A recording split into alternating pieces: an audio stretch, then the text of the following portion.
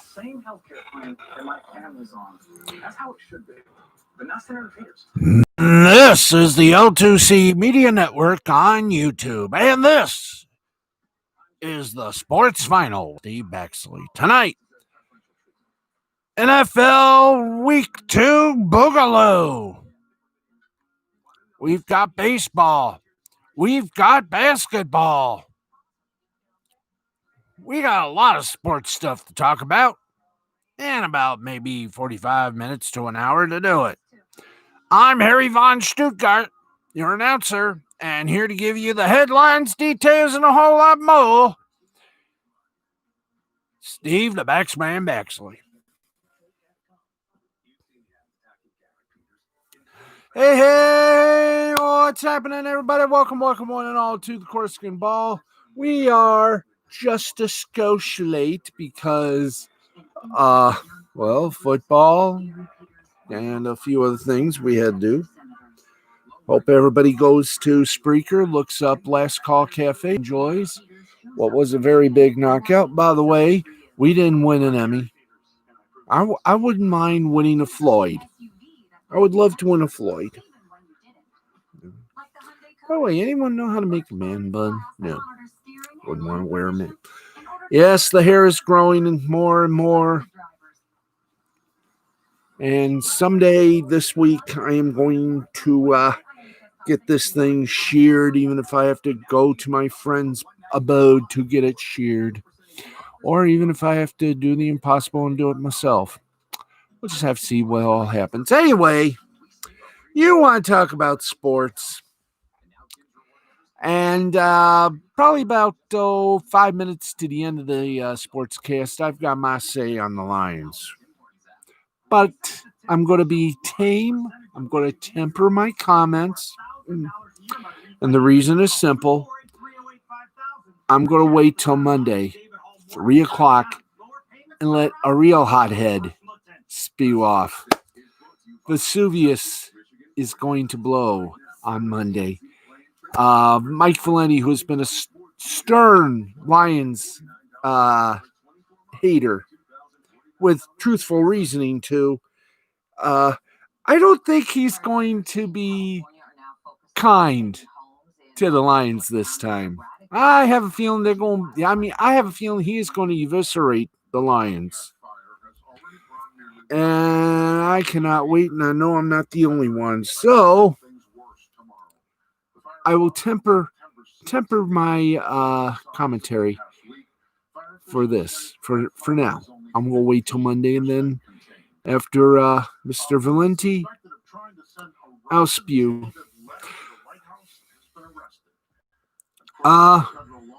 We also want to congratulate the folks at Schitt's Creek. Sweeping the entire comedy series category from Best Actor, Best Actress, Supporting Actress, Producer, Writer, and Comedy Show.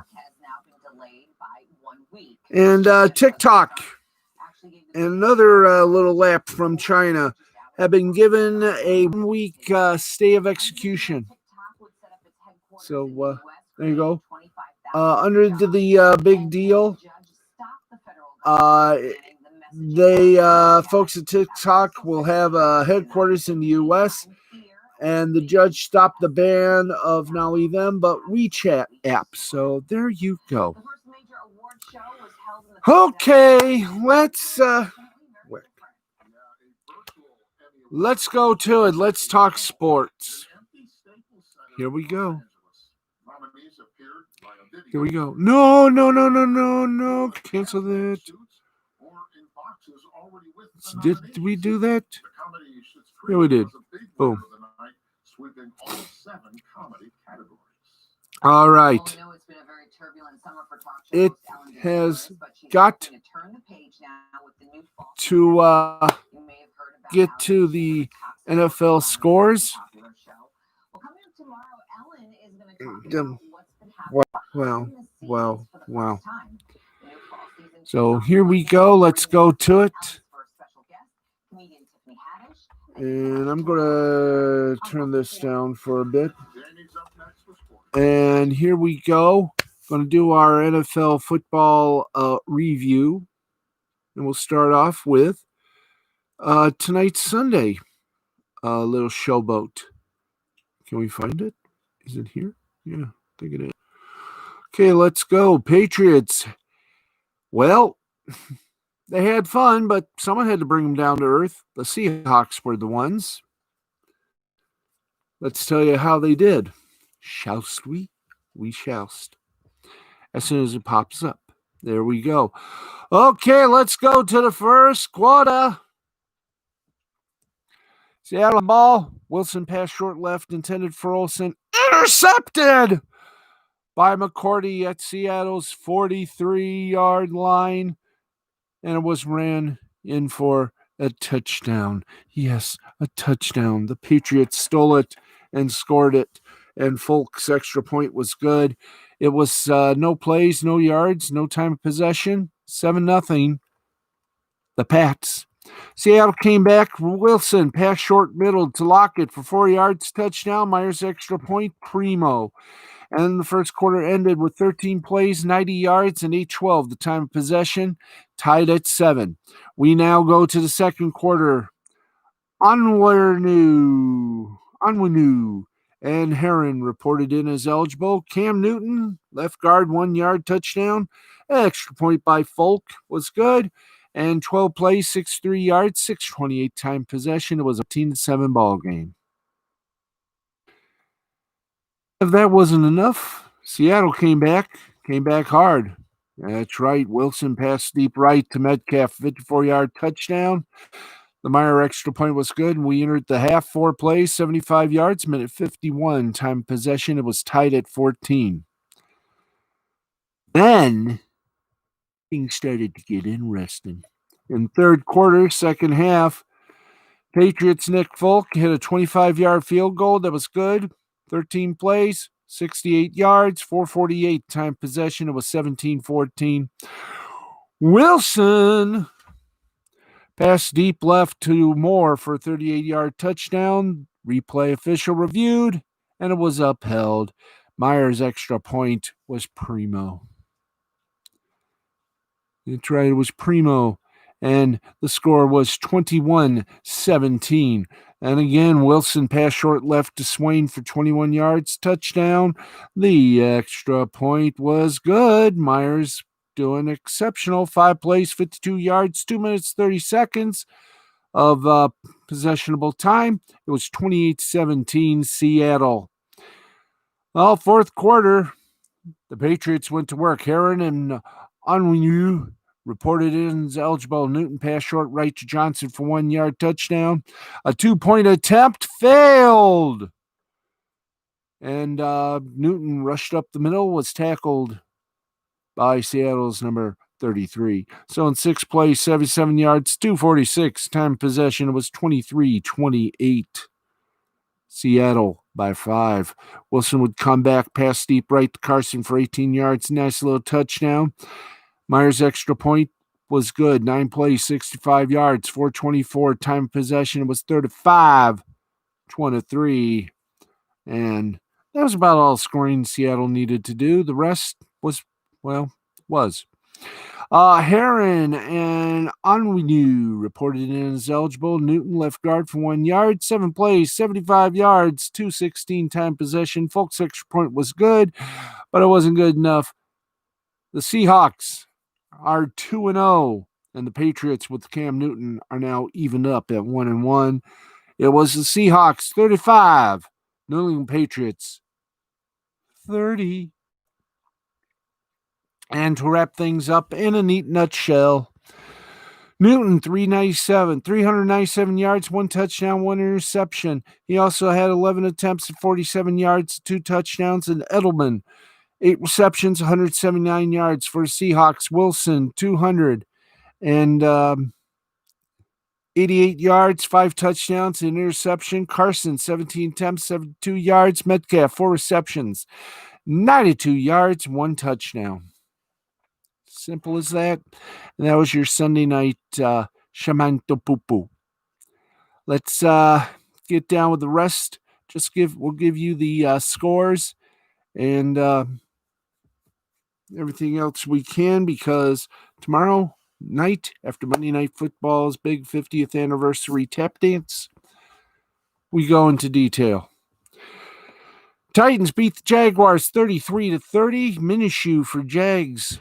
339 yards passing, 3 touchdowns, 2 interceptions. For the Titans, Tannehill, 239 yards, 4 touchdowns.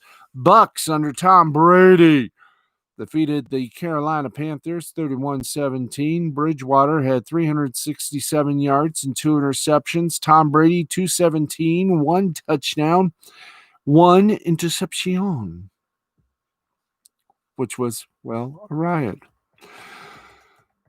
Bills beat the Dolphins 31-28. That's right, 31-28. Allen for the Bills passed for 417 and 4 touchdowns. For 417 yards for 4 touchdowns. Fitzpatrick, 328 yards and 2 touchdowns. Cowboys mollywopped the Falcons by a single digit, 40-39. Ryan for the Falcons passed for 273 yards, 4 touchdowns. Prescott was more keener, 450 yards and 1 touchdown. This had a finish you would not believe, and we'll tell you about that on the Monday Night Quarterback. Steelers took down the Browns 26-21. Driscoll, 256 yards, 2 touchdowns, and 1 interception. Roethlisberger, 311 yards, 2 touchdowns, 1 interception. Colts and the Vikings. Colts over the Vikings, 28-11. Kirk Cousins could only muster 113 yards and 3 interceptions, while Phil Rivers, who had a lousy open, came up cash, 214 yards, 1 touchdown, 1 interception. 49ers over the Jets, 31-13. Garoppolo, 131 yards, 2 touchdowns, and an injury. Darnold, 179 yards, 1 touchdown, and nothing happened to him, but the 49ers, oog. Wait till you hear the injury report on the 49ers, again on Monday Night Quarterback.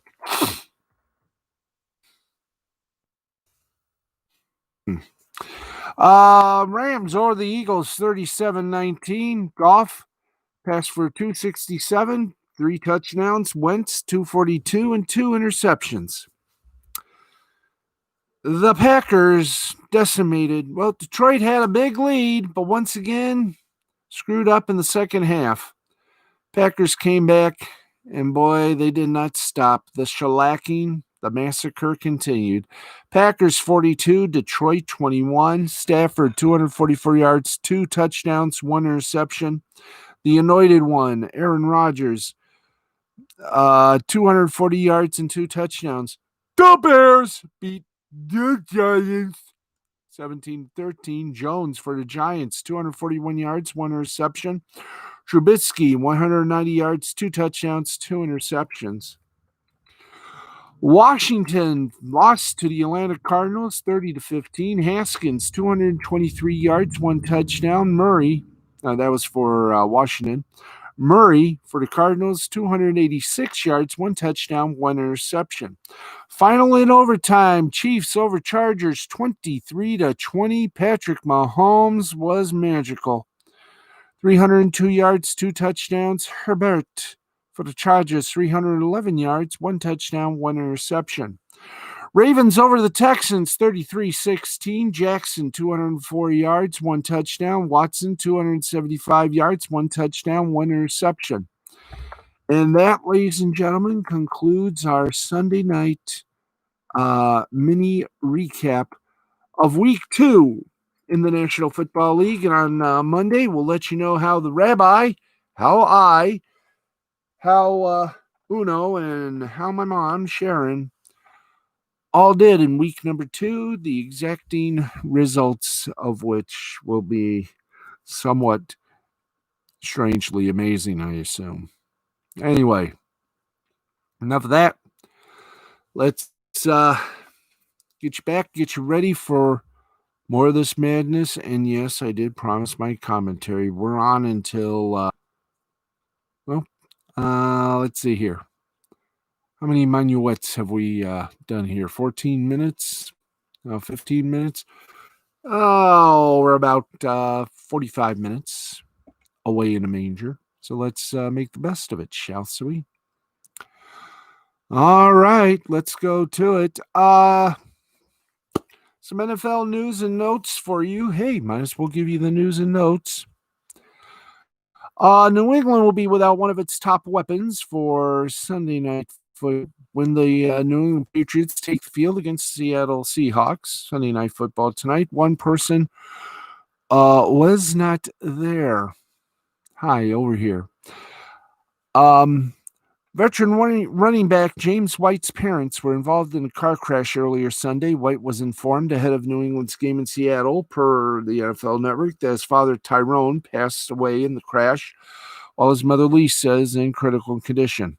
A three-time Super Bowl champ with the Patriots, 28-year-old White is arguably New England's top pass target out of the field, with 5 straight 40-catch seasons under his belt. In New England's Week 1 win over the Miami Dolphins, he caught 3 passes for 30 yards from Cam Newton, in addition to carrying the ball 5 times for 22 yards as part of the Pats running back rotation. White was on the Patriots inactive list, and without him on Sunday night, the Patriots, well, as we all know what happened, so we will not address further. But we send our condolences, our sympathies, our prayers to Mr. White and his family. We send prayers that his mom, Lisa, will be okay, will make a speedy recovery. We send condolences, vibes, love, and respect to his father, Tyrone, who passed away in that crash tonight.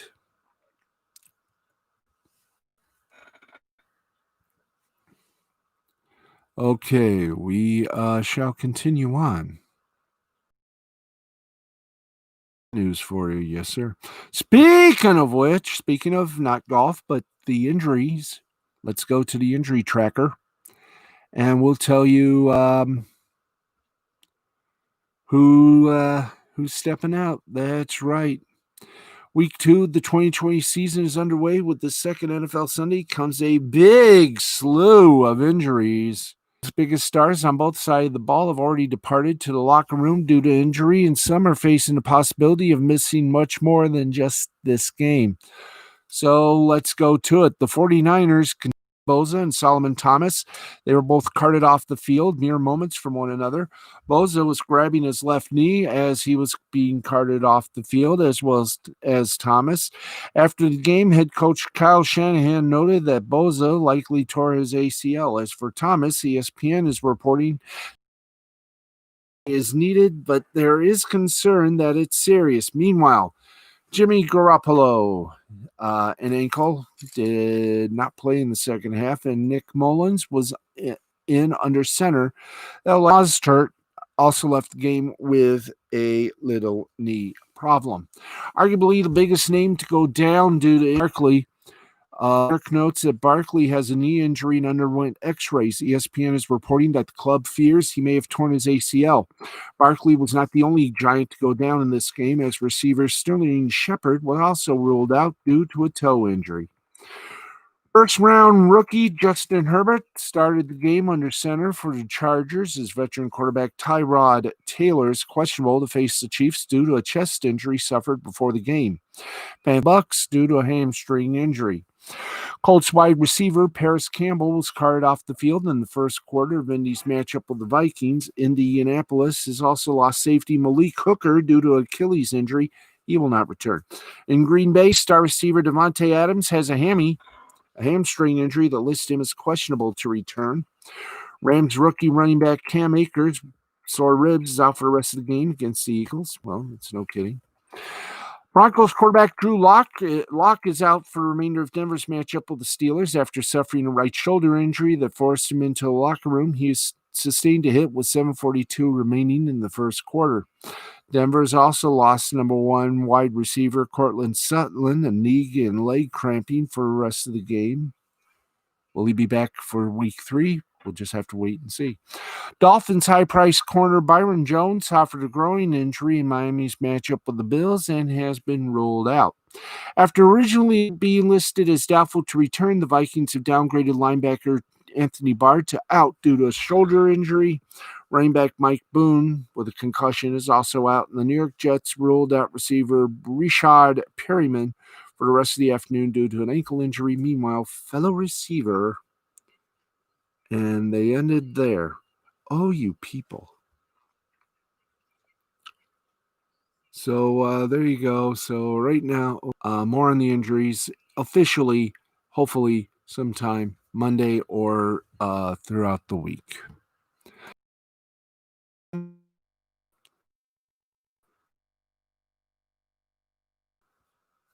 Reports. So let's do some more here. Do some more light mumbling. Major League Baseball today, only one grand story before we go out to actually two stories as we go out to the ballpark. Sunday afternoon's game between the New York Yankees and Boston Red Sox. Why do you do that? I want it down, please. Thank you. Was abruptly stopped in the top of the eighth inning because of an intruder at Fenway Park. A man managed to enter the park and get to the top of the green monster in left field. He then moved up further along the other side of a railing of a balcony in center field where camera operators had set up for the game.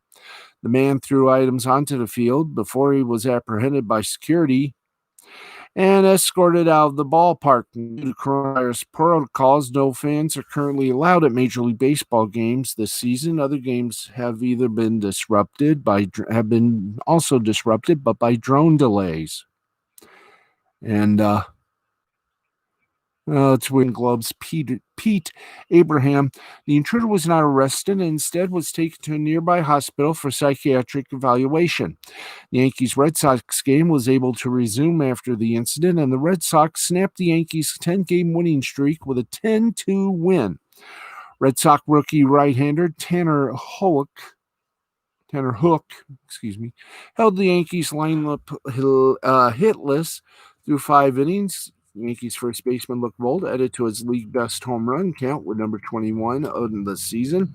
A solo shot off Red Sox reliever Jeffrey Springs in the 9th inning. Back in New York, where the New York Mets were hosting the Atlanta Braves, another Sunday matinee experienced similarly strange happenings. During the Mets-Braves game, there appeared to be a fire happening right outside Citi Field with black smoke filling the stadium. There was no delay to the game, and the Braves went on to shut out the Mets 7-0 and put a damper on the club's race for the final National League wildcard spot in the 2020 postseason. Both games provided some of the more unusual scenes from. We go back to where we were.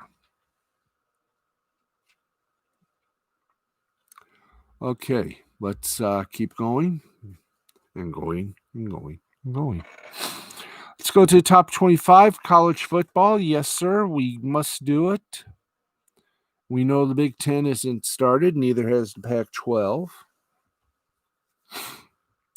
But here we go. College football rankings. You're going to love it.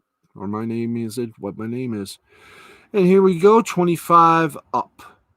Number 25, Marshall. Number 24, Louisville. Number 23, Kentucky. Hi, how are you? Can we get back up?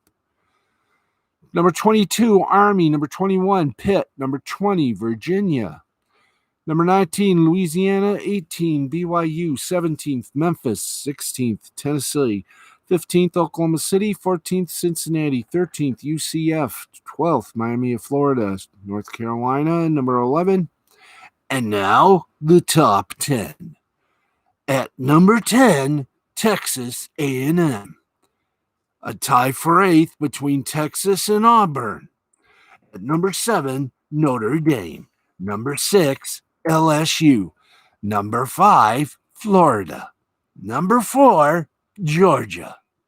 Number 3, Oklahoma. And the number 2, Alabama, which leaves number 1, Clemson, still on the top. But things will change as the Big Ten starts to wise up and play ball. That'll be in October. So there we go on that side. I'm Casey Kasem. Oh, we were going to do the auto racing from last night, which we couldn't get to because, or did we do that already? You tell me and we'll both know. Okay. We'll do it anyway. Thank you. Now we got to do the basketball, which would be nice, wouldn't it? It would. Okay, let's go to it. Do we have the no? Do we have the wholesome Kaduti? No, we do not. Let's go to it. Hey, it's time to let them out rawhide.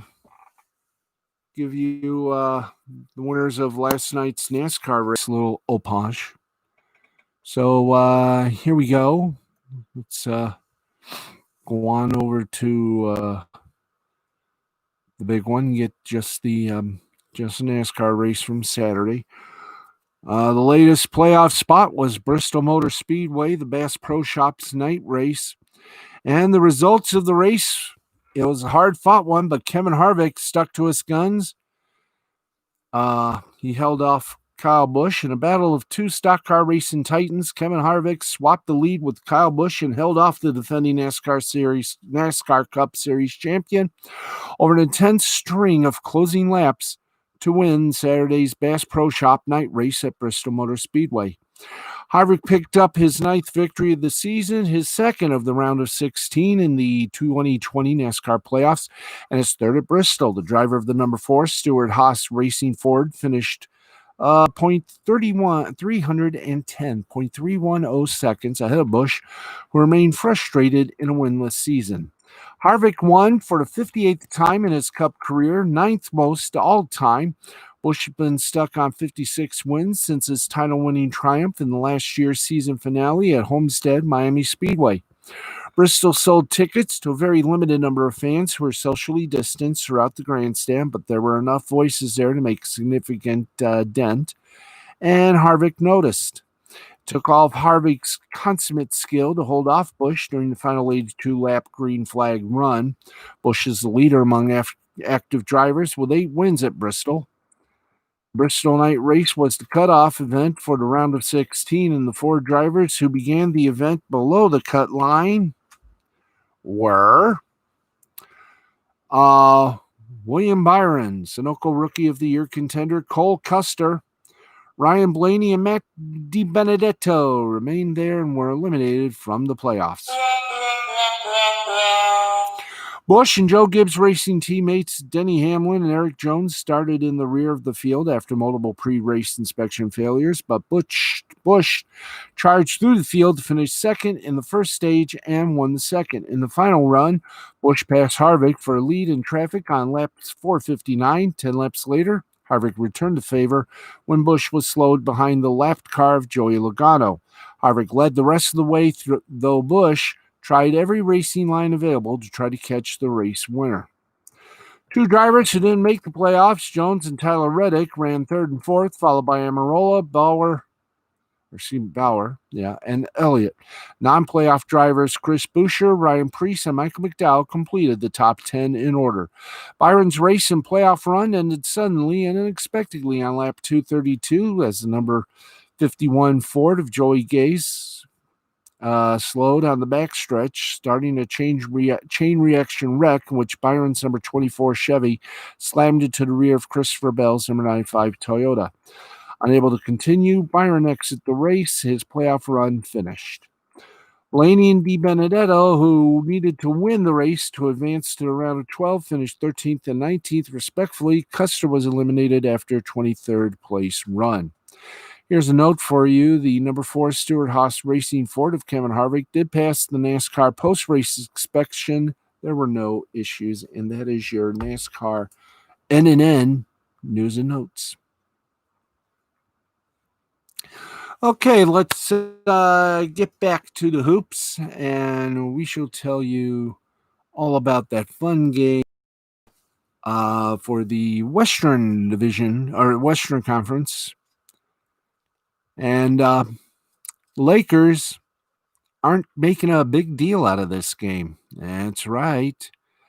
Let's take you for a spin with tonight's action in game number deuce. Game 2 of the Western Conference. Lakers held off a fury.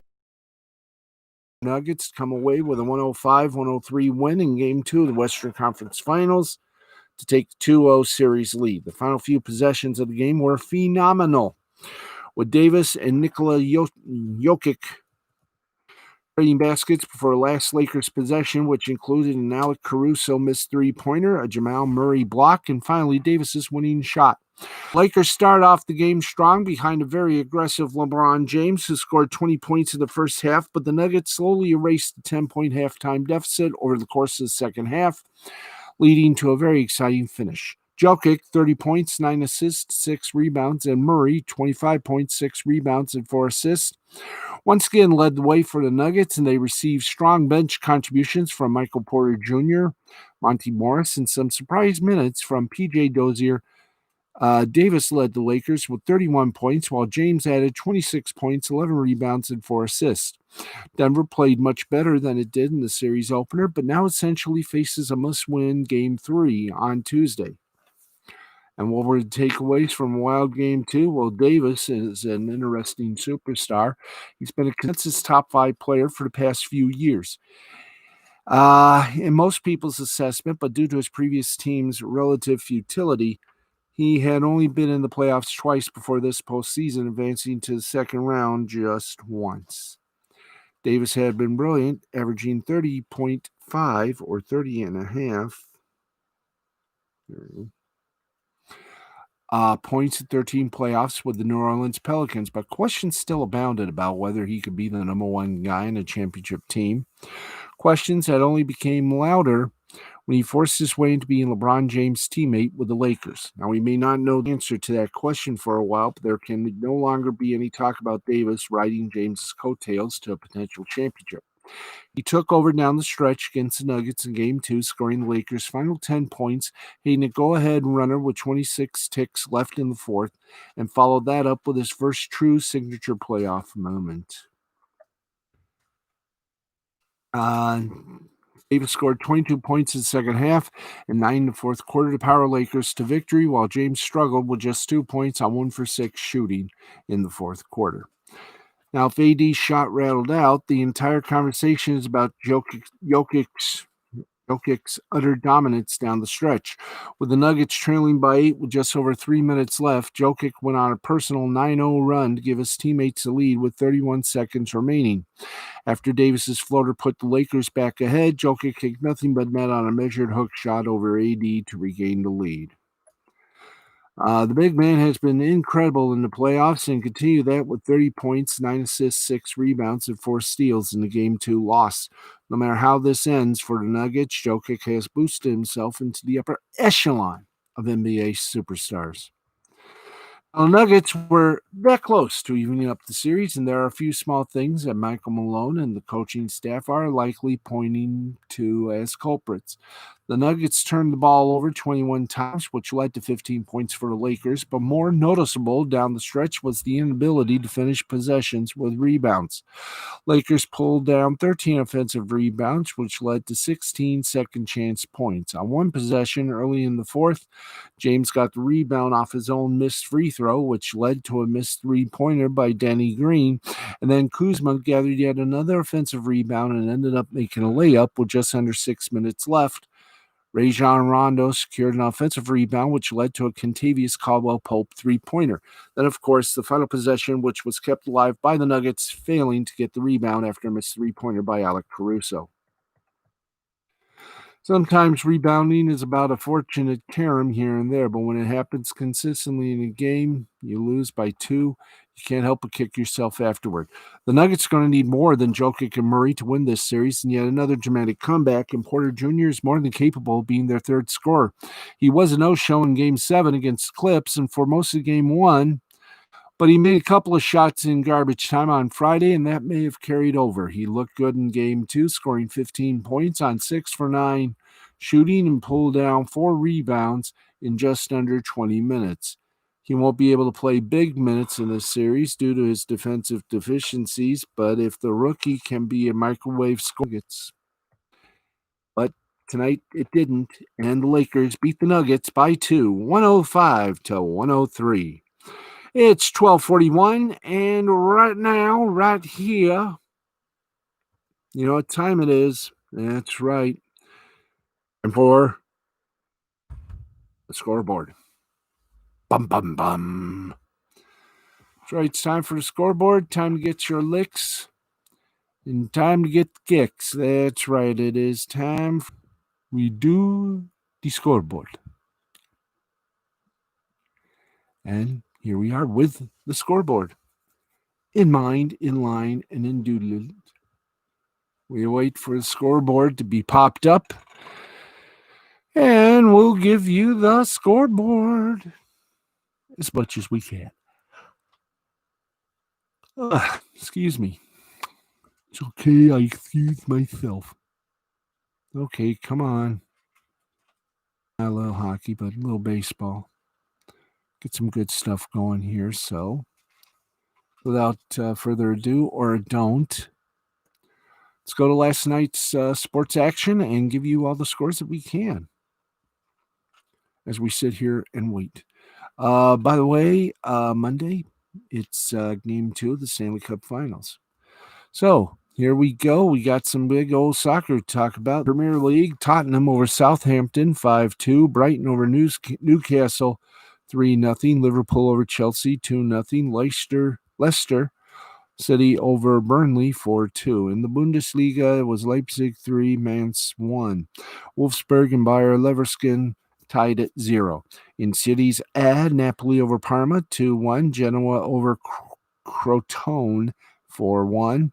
Sassuolo and Cagliari tied at 1. Juventus over Sampdoria, 3-0. In the La Liga, in Español, Cadiz over Huesca, 2-0. Betis over Valladolid, 2-0. Granada over Alves, 2-1. And Real Sociedad over Real Madrid in Goose Eggs.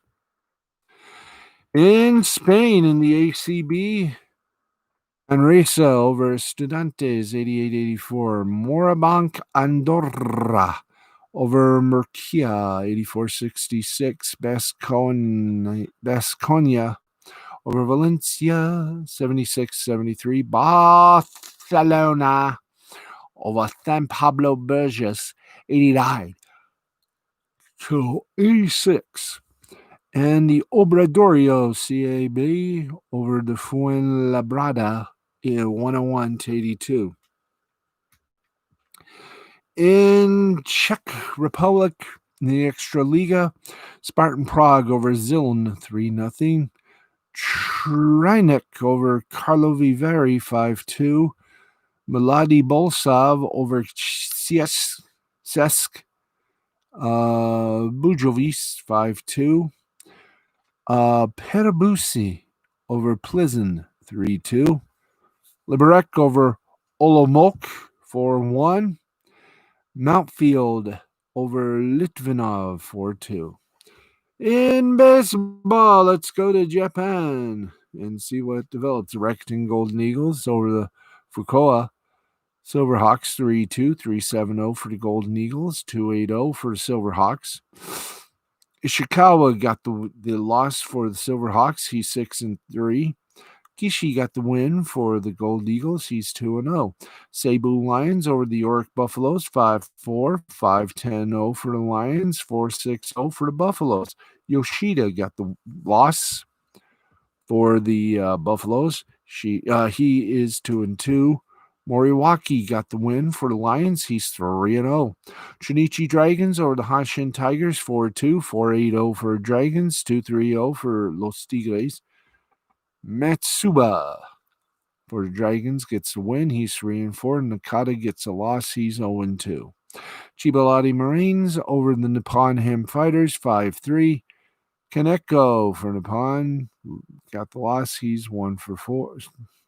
Yep, 1-4. And Mima for Chibalate got the win. He's 8-2.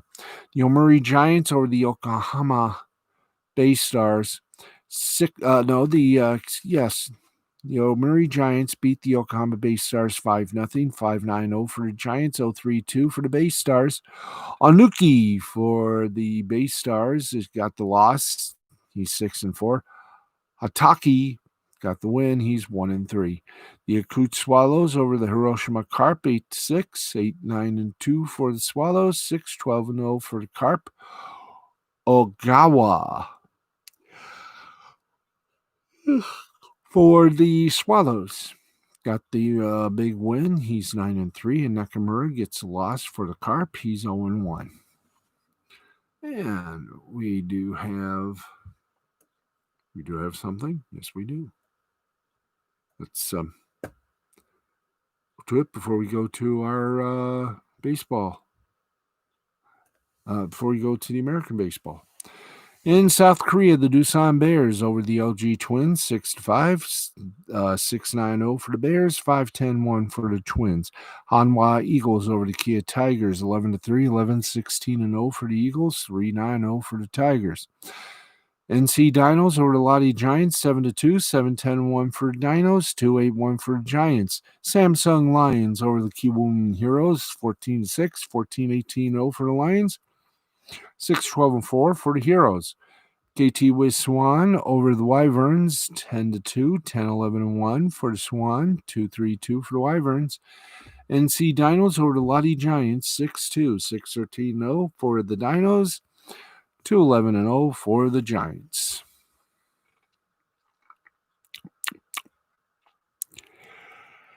And that for a quaint word is that for our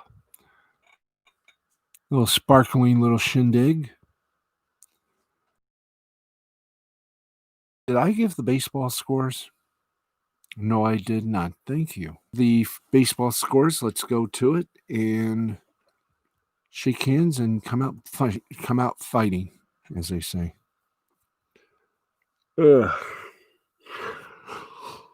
Oh boy.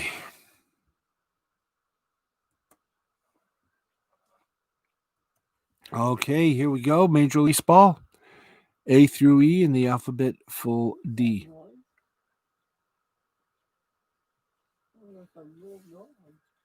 Probably.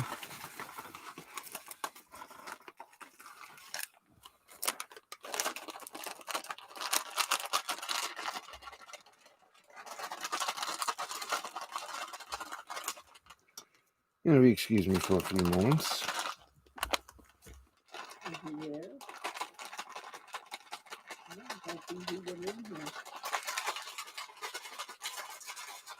It's not in here. Probably in your room. No, this is up here. I heard a noise. Okay, time for some baseball scores. As I continue to call upon the captive mystery. Yeah, kitty. Anyway, let's get to it. The baseball scores await, and then I'll give you my commentary on the Lions.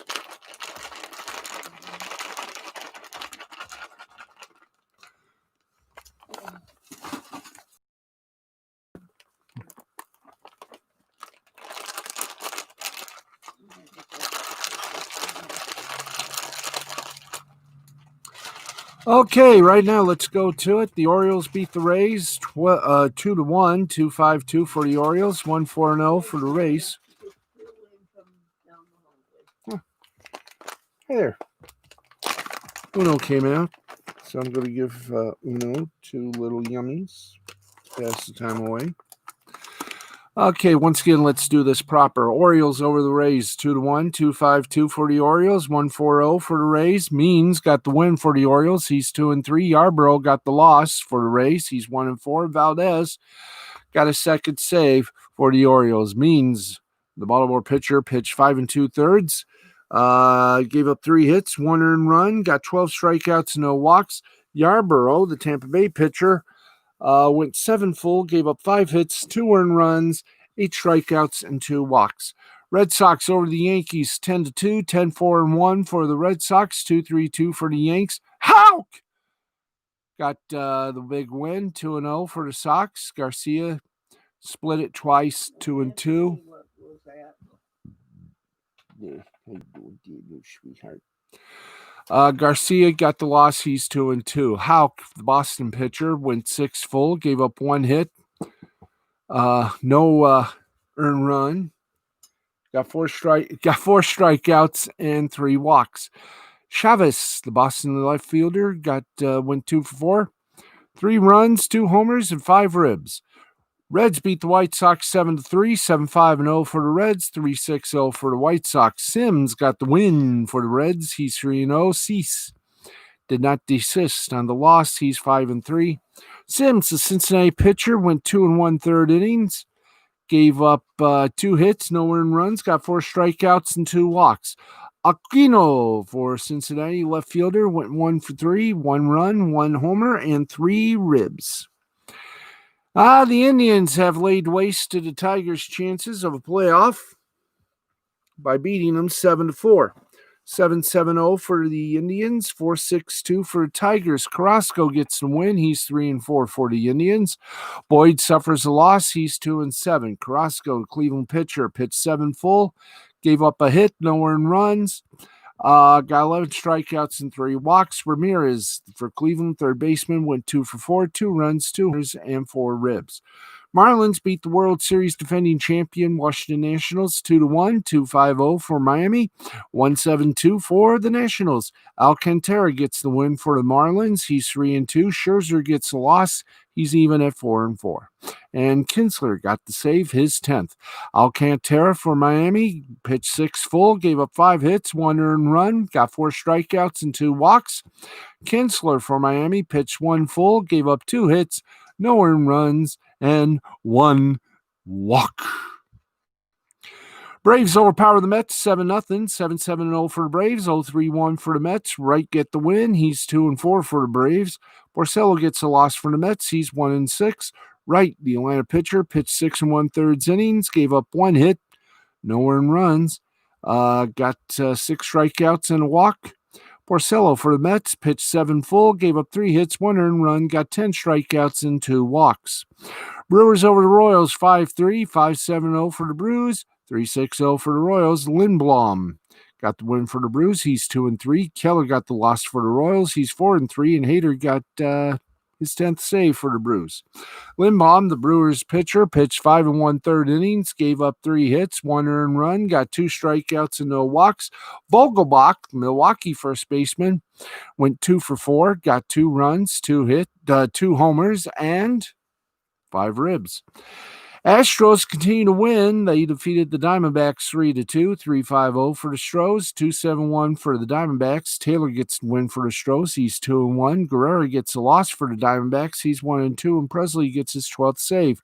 Bumgarner for Arizona, the pitcher, went 5 innings, gave up 2 hits, no earned runs, 7 strikeouts he got, and 1 walk. Springer for Houston, right fielder, went 3 for 4, 2 runs, 2 hits, and 2 ribs. Blue Jays over the Phillies, 6-3, 6-8-3 for the Blue Jays, 3-6-1 for the Phillies. Walker got the win for the Jays. He's 4-3. Medina got the loss. He's 0-1.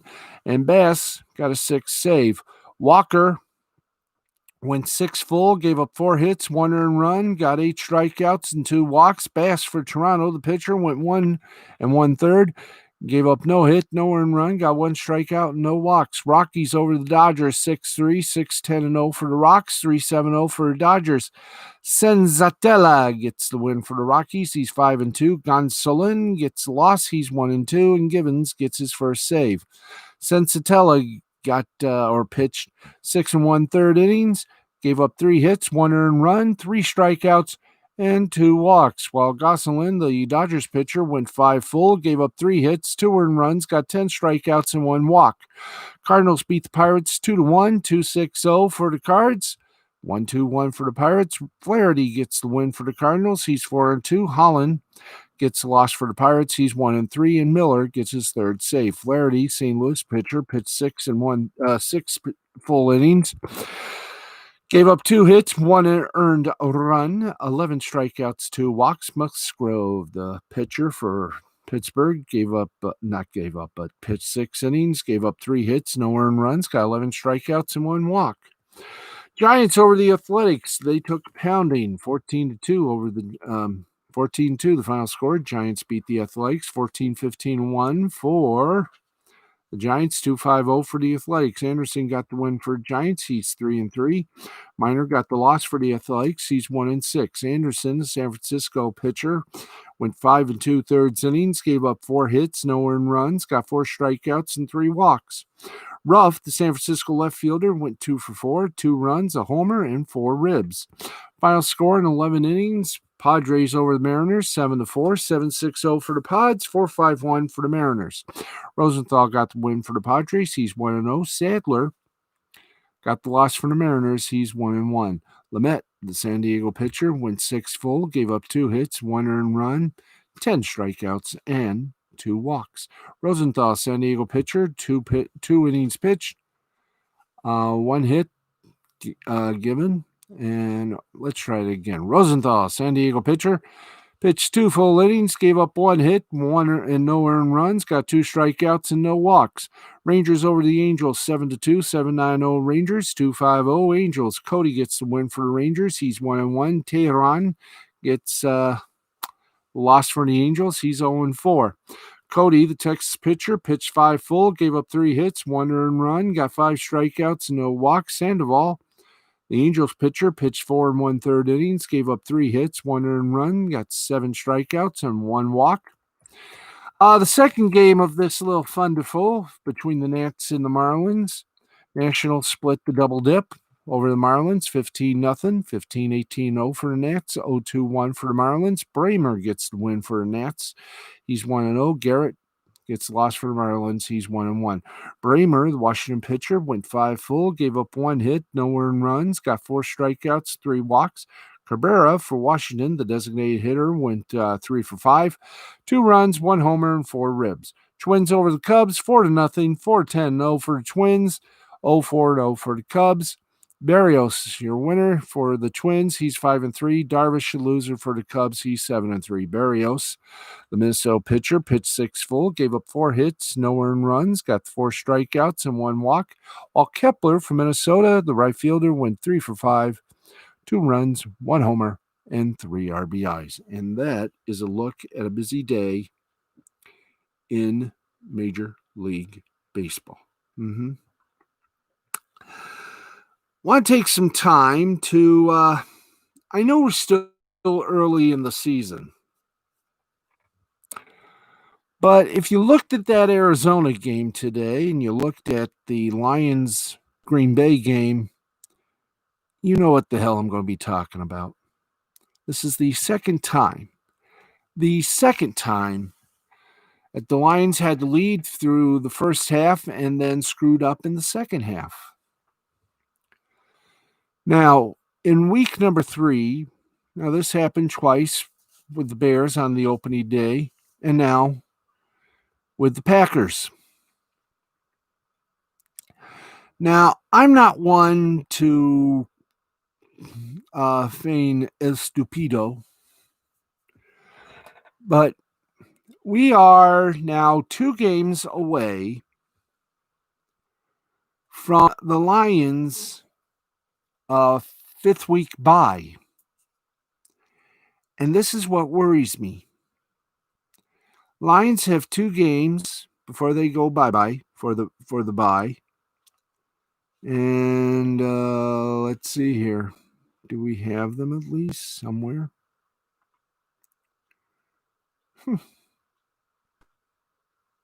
Oh, yes, here we go. Okay, next week they travel to Arizona to take on the Cardinals, who had a fun time today. And week after that, they come home to take on the New Orleans Saints, and then they have their bye week in week number 5. So the question is,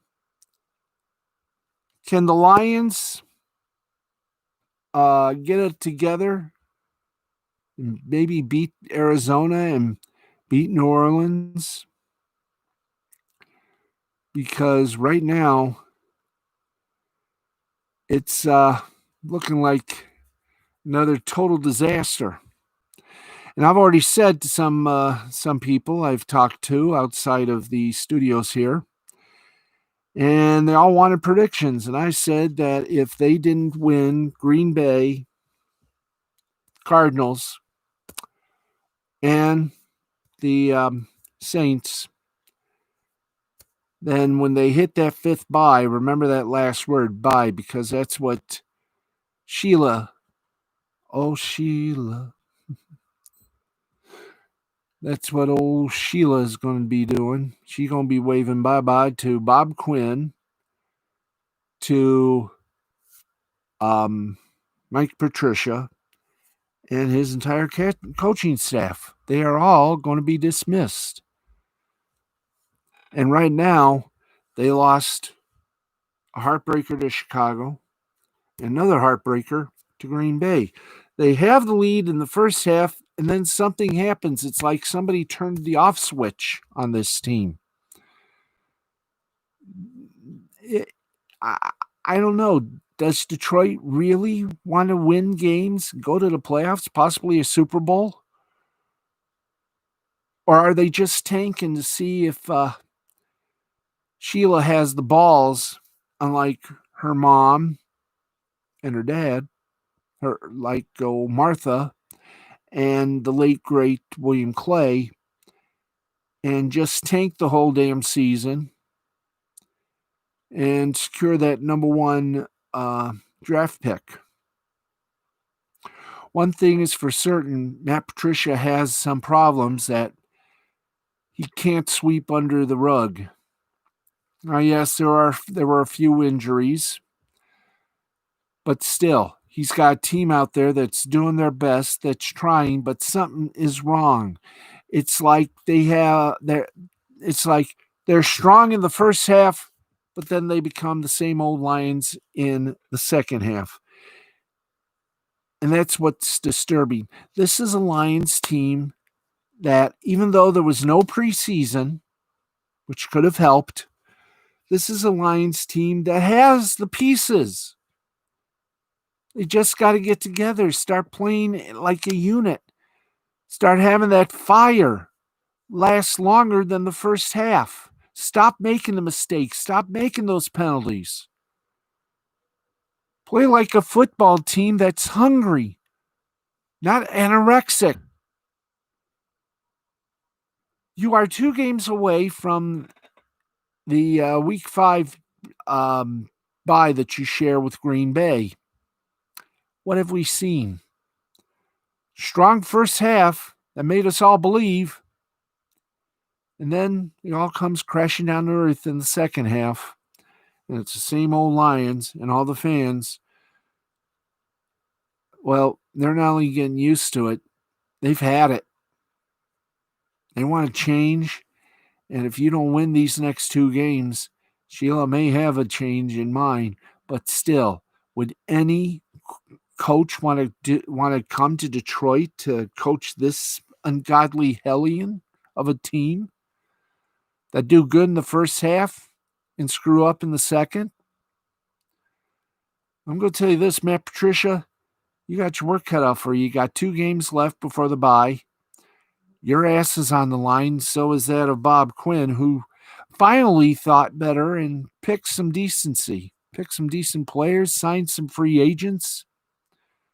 But still, there's that trouble. You get the lead, but you don't keep it, and you fall apart. You can't do that. You know, you should be lucky there are no fans yet at Ford Field. Because if these losses continue and the fans are welcomed back, you may wish the COVID-19 virus was still hanging around. Because as long as you keep losing, the fans, they'll be abusing and they'll be a booing. And they'll want change, but not the change of coach. Well, not just change of coach, but Sheila, do you have the balls to admit that maybe it's time to sell the team, get out while you still can? I hope it doesn't come to it, but I have a feeling you're going to have one hell of a choice in week 8 by the time week 8 shows up, the halfway point of the season. You either dump the coach, dump the staff, start from scratch, or you have some balls and you tell Martha, I'm sorry. There's only one answer. You fire the coach, you get another one, he'll be more inept. Fire Bob Quinn, you hire another guy, he'll be like Matt Millen. There's only one good answer. Let's give a call to Dan Gilbert and give him the keys to Ford Field. See what he can do with the Lions. Because that may be the only choice you have left. That and or fire the coach, of course. But you did that once, and you got rid of a good coach named Jim Caldwell, and you hired Matt Patricia, who was also being wooed by the Jets. But he stayed with Detroit. Now I think he's having maybe second thoughts since day one. So Sheila, it's all up to you. Your bye week is coming very fast. And right now, that Lions team is pretty good in the first half, but still, they got problems. They got problems in that secondary. They got problems everywhere. So, it's time, Sheila. Sell the team or think of getting a new coach and a new front office. Again. That was tame compared to what Mike Valenti's going to do on Monday. And you can catch Mike Valenti and Valenti and Rico tomorrow afternoon at 3 o'clock on 97.1 The Ticket. 3 or 2 o'clock, thank you. 2 o'clock on 97.1 The Ticket, 2 to 6. And I have a feeling he'll be more, shall we say,